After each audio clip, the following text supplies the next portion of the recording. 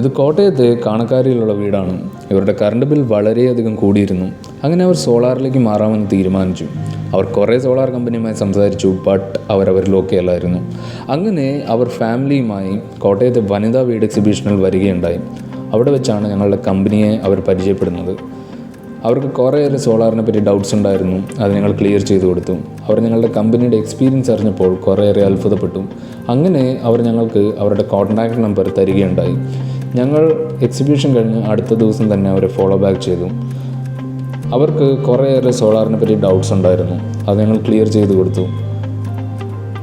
കുറച്ച് ദിവസം കഴിഞ്ഞ് അവർ ഞങ്ങളെ തിരിച്ചു വിളിച്ചു. എന്നിട്ട് അവർ ഞങ്ങളെ വർക്ക് ഏൽപ്പിച്ചു. അവർക്ക് വേണ്ടിയിരുന്നത് സബ്സിഡിയോട് കൂടിയ 3 കിലോവാട്ടിൻ്റെ സോളാർ പവർ പ്ലാന്റ് ആയിരുന്നു. അത് ഞങ്ങൾ ഭംഗിയായി ഇൻസ്റ്റാൾ ചെയ്ത് കൊടുത്തു. ഇപ്പോൾ അവരുടെ കറണ്ട് ബിൽ 0 ആണ്.